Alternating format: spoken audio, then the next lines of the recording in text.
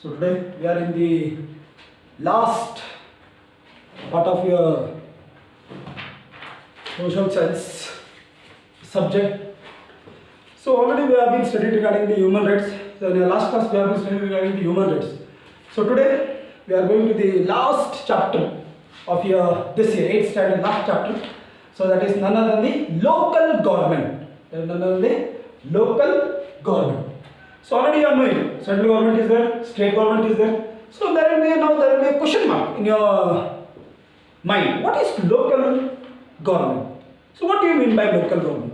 So local government is nothing but the word itself suggests, word itself says a local government, a local which has been formed by the local people, which has been formed by the local people to look after their area. For each and everything, central government can't come to our place. For example, so now we are living in Salman. So for each and everything, central government can come and see, check everything regarding water, street light, road, or other infrastructure, anything it may be. So central government can't come to your local place. For example, I have been given regarding Salkadi, or state government can't come in. So to govern ourselves, to look after ourselves.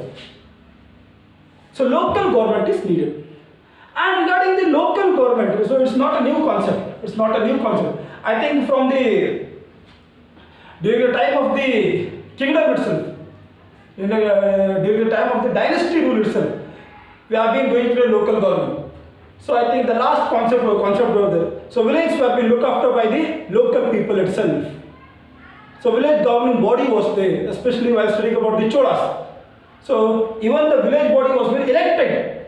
They have been not selected, they have been elected to the election process was there during the dynasty rule itself.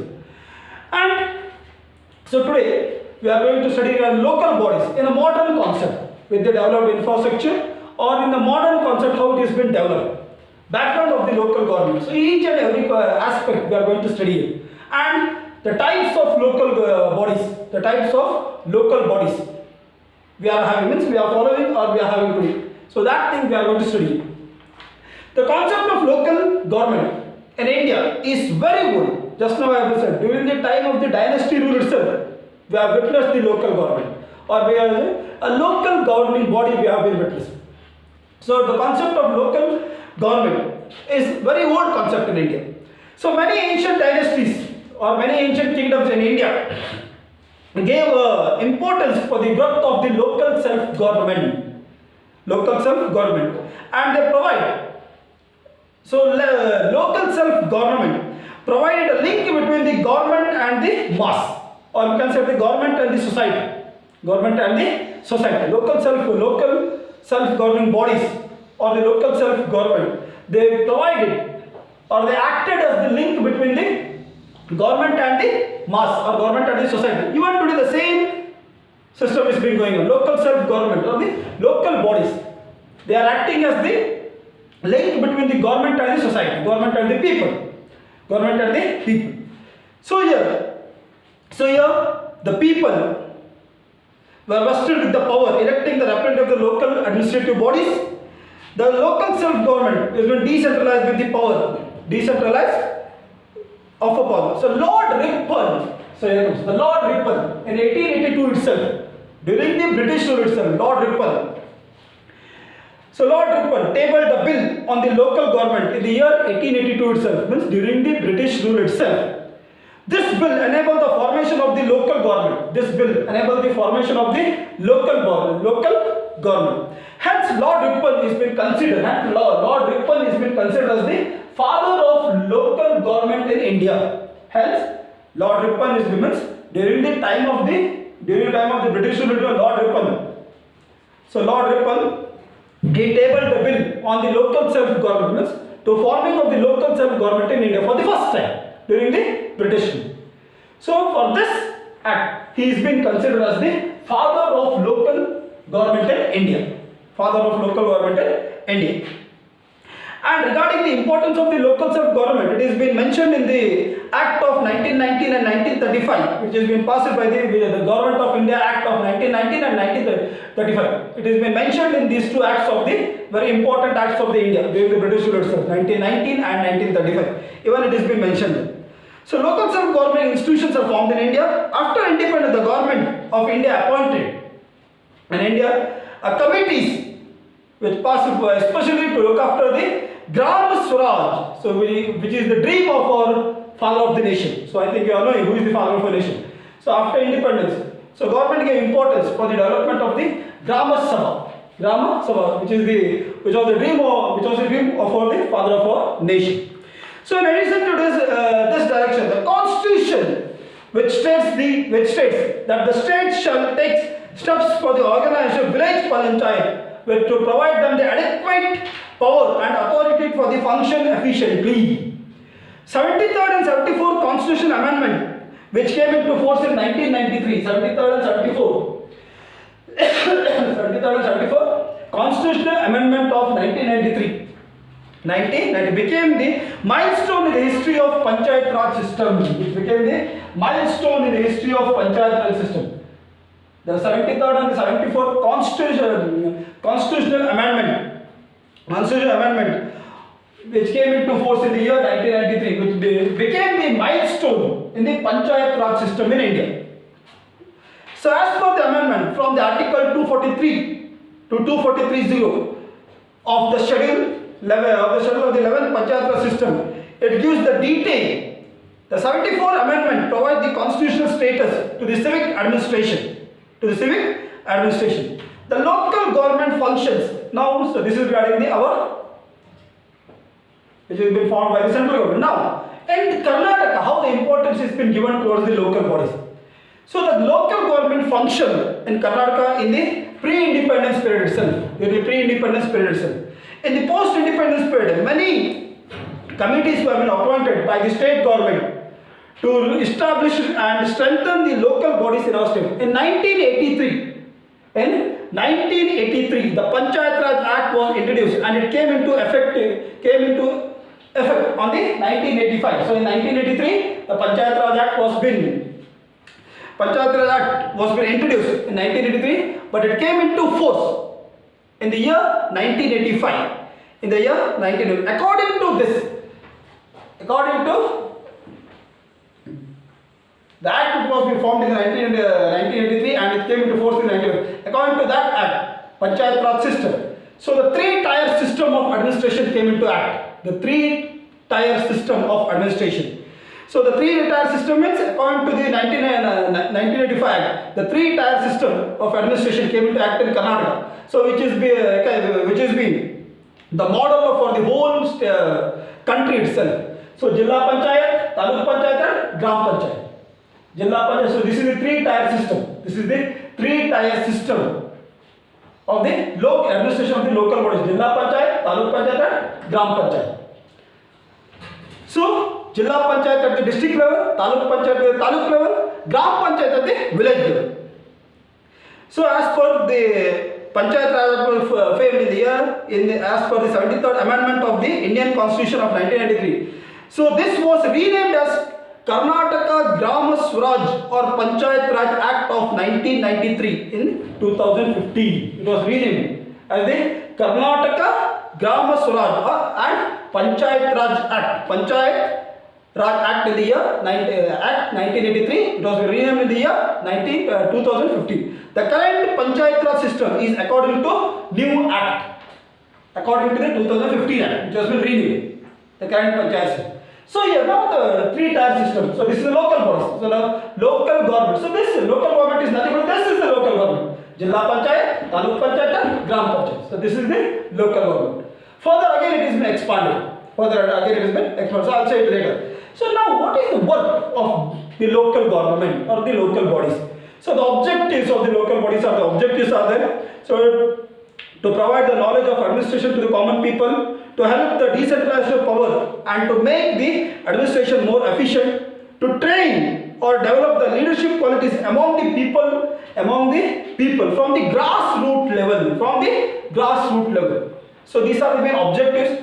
So the functions of the local self-government. So common functions. The main to maintain and protect the panchayat property, to prepare the annual budget of the local bodies, to undertake the health and the family welfare scheme, and to maintain the cleanliness and sanitation in the area, to ensure the proper registration of birth and death, to undertake the program for the conservation of soil, water and forest, to execute the agricultural extension program to help of the farmers, to plan and implement the welfare scheme of the benefit of SC, ST, weaker section, women and children, and whatever the schemes and laws have been brought by the central government and state government, that should be enforced by the local government or by the local bodies.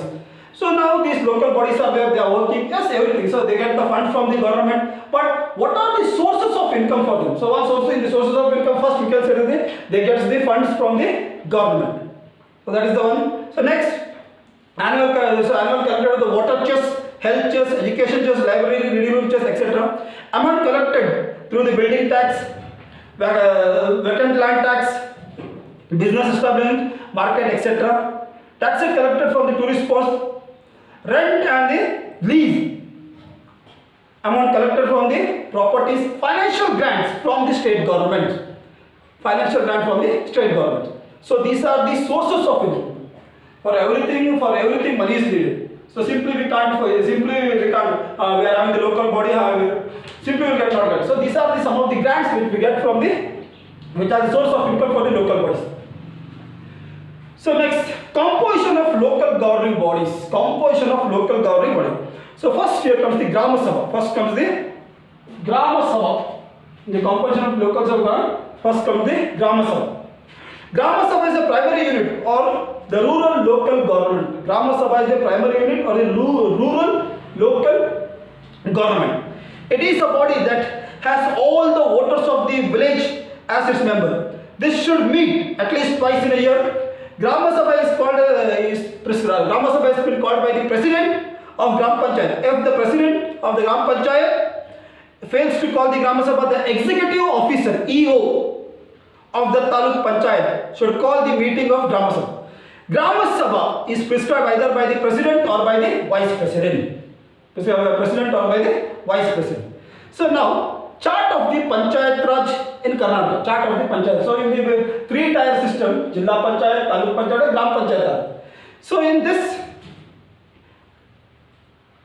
in Karnataka, as per your textbook, 30 Zilla Panchayats are there, Taluk Panchayat 176 are there, Gram Panchayat 6022 Gram Panchayats are there, 6022 Gram Panchayats are there. The structure of the Panchayat: President, Vice President, PDO. So in Gram Panchayat, so PDO, he is the main officer there. Panchayat Development Officer. So full form of the PDO is Panchayat Development Officer. So he is like a CEO there in the Panchayat. So President and Vice President, they have been elected by the people. PDO has been appointed by the government. So members of this ward from the Panchayat. Karnataka has 6,200 Gram Panchayat. So villages with the 5,000 to 7,000 population. Villages with the 5,000 to 7,000 population has one Gram Panchayat. So every village will be not having the 5,000 population. So villages, it will be having 4,400 population. So the adjoint, for example, Bairume, it has the Gram Panchayat. So adjoint with all the small villages, it has been combined and it has been formed as the one Gram Panchayat. So like that, many Gram Panchayats are there. So actually in Karnataka, there are 6,022 Gram Panchayats. So 5,000 to 7,000, one Gram Panchayat is there. 5,000 to 7,000 population, one Gram Panchayat is there. And members, how they are? For every 400 resident, one member, one representative is there. For every 400 resident, one representative is there. So like this, the Gram Panchayat has been formed. So Gram Panchayat are formed on the basis of the population, villages or group of villages with the population between 5,000 to 7,000. So just what I said. So but in the regions like Uttar Kannada, Dakshin Kannada and the Malnad region and in the Kodagu region, for 2,000, one Gram Panchayat. For 2,000 population, one Gram Panchayat. Due to the hilly region, due to the hills, steeps and mountains, so excuse or the concession has been given to the forming of Gram Panchayat in the Malnad region. So for every 4,000 resident, one members will be there, and reservation is there. SC, ST, scheduled tribe, backward, and the women. So Gram Panchayat meeting, just now I said, it has been prescribed by the president for every twice in a year. The meeting should be called by the president, or else if the president fails to call, who has to call? EU, or the PDO has to call for the meeting. So after that, which comes the second, Taluk Panchayat. So after Gram Panchayat, it is the grassroots level. So after Gram Panchayat, it comes the Taluk Panchayat. Taluk Panchayat, Panchayat Raj Act of 1993 provides an opportunity for the creation of Taluk Panchayat at the Taluk level. For every Taluk, so every Taluk, 175 Taluk are there, and 175 Taluk has the Taluk Panchayat. For every 12,500 to 15,000 voters, one representative will be there. 12,500 to 15,000, one representative will be there. So here, so like this, the Taluk Panchayat is will form, and from the elected members, one will be elected the president, vice president. So one will be elected. So next, we will move towards the Zilla Panchayat. So Zilla Panchayat. So after Taluk Panchayat, Zilla Panchayat. So Zilla Panchayat is constituted at the district level to look after the administration, Earlier they were called as the district bodies. The members of the Zilla Panchayat directly elected by the people of the district, of that particular district. They are being elected. So in Karnataka, how many districts are there? 30 districts are there. So 30 Zilla Panchayats are there. 30 Zilla Panchayats are there. So here, for the 30,000 people, one representative will be there. For 30,000 people, one representative will be there. But in the Malnad areas, so it has been reduced to the 18,000. From 30,000, 20,000 to 18,000, one will. So here, one district, one member for 35 to 45,000 population. In addition, the president of the Taluk Panchayat, MLA, MLC, and the MPs of the districts are the members of the Zilla Panchayat. So the members, the elected members of that particular district. So for example, in Uttarakhand itself, one MP is there, and the 11 MLAs are there. They all are the member of the Zilla Panchayat. So Zilla Panchayat should meet at least once in 2 months. One president and one vice president are elected, and 5 years for the term of 5 years. Zilla Panchayat. So president of Zilla Panchayat, he has been called as Zilla Adhyaksha. Zilla Adhyaksha presides over the meeting of the Zilla Panchayat. And one more thing, Zilla Panchayat is like a district government. How we are having the central government and the state government. So this Zilla Panchayat, it has been considered as the district government. Zilla Panchayat is been considered as the district government. So here, whatever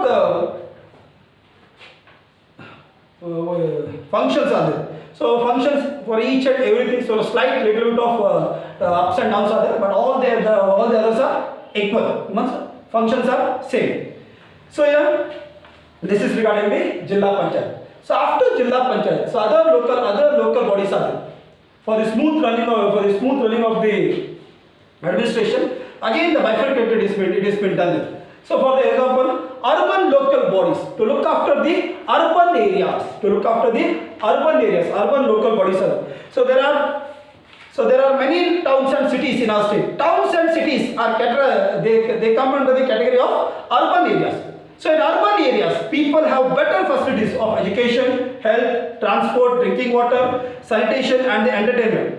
In the same time here, many problems in the urban areas. In order to solve these problems and to provide the good governance, the urban local self-government or urban local bodies are set up.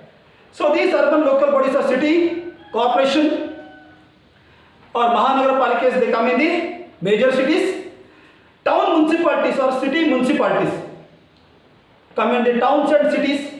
Containment areas under the control of the defense. So these are having the same function. Whatever which we have been observed in the Gram Panchayat, same function. So here, sources of income, same sources of income are there. Taxes paid by the people and the other sources, same sources are there here. So town municipalities or the municipal corporation. So these are the urban local bodies. town municipalities, or they are being called as the municipal corporation. Town municipalities or municipal corporation. So ours 60. So we are the, so ours is being called as the municipal corporation. Ours is called as the municipal corporation. So the urban areas is being classified as the towns and cities. Urban area is being classified as towns and cities as according to the population it is been classified. According to the population it is been classified. So town, cities and major cities or metropolitan cities it is been classified. Like that it is been in town, municipalities are there. In cities, municipal corporations are there. In the metropolitan cities, what are the Mahanagara Palikas or city corporations are there. City corporations are.